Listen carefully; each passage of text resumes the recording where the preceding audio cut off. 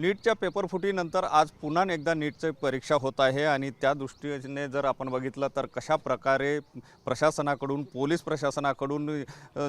जे आहे ती काळजी घेतली जात आहे की या ठिकाणी जर आपण बघितलं तर या नीटच्या या केंद्रावर परीक्षा होणार आहे आणि या ठिकाणी अशा प्रकारे प्रत्येकाची चेकिंग जी आहे ती केली जात आहे। पोलिसांचा मोठा बंदोबस्त जो आहे तो आपल्याला सेंटरवर पाहायला मिळतो आहे आणि एकंदर म्हणजे प्रत्येक येणारा व्यक्ती मग तो स्टाफमधला असो किंवा मग विद्यार्थी असो त्याची चेकिंग जी आहे ती या ठिकाणी केली जात आहे। आपण या ठिकाणी बघू शकतो की मोठ्या प्रमाणामध्ये या ठिकाणी सुरक्षा व्यवस्था जी आहे ती ठेवण्यात आलेली आहे। एकंदर जर हा आपण परिसर जर बघितला तर जवळपास 100 ते 150 मीटर अंतरावर बॅरिकेटिंग करण्यात आलेली आहे आणि तिथूनच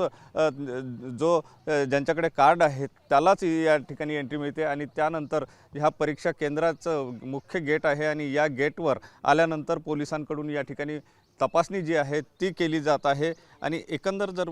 बघितलं तर कुठलाही अनुचित प्रकार घडू नये, विद्यार्थ्यांना त्रास होऊ नये या दृष्टिकोनातून वेळ जो आहे तो सुद्धा मोठ्या प्रमाणात देण्यात आलेला आहे आणि त्याच अनुषंगाने पोलिसांनी कडेकोट असा बंदोबस्त या ठिकाणी ठेवलेला आहे। एकंदर या ठिकाणची जर परिस्थिती आपण बघितली तर या ठिकाणी मेटल डिटेक्टर लावण्यात आलेले आहे जेणेकरून कोणीही काही घेऊन आतमध्ये जाता येणार नाही या दृष्टिकोनातून सुद्धा या ठिकाणी प्रयत्न जो आहे तो केला जातो आहे आणि या ठिकाणची जर आपण एकंदर परिस्थिती बघितली तर आपल्याला पाहायला मिळते की नीटच्या परीक्षेचा जो गोंधळ झालेला होता, जो गैरप्रकार झालेला होता तो थांबवण्याच्या दृष्टिकोनातून प्रशासनाकडून वेगवेगळ्या उपाययोजना केल्या जात असल्याचं चित्र पाहायला मिळते आहे आणि त्याच अनुषंगाने आता त्याची सुरुवात जी आहे ती झाल्याचं दिसून येत आहे। कॅमेरामन साईसह सुनील ढगे, TV9 मराठी, नागपूर।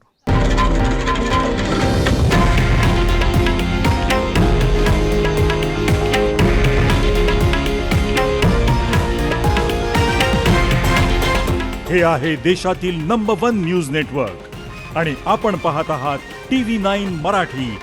एकमेव।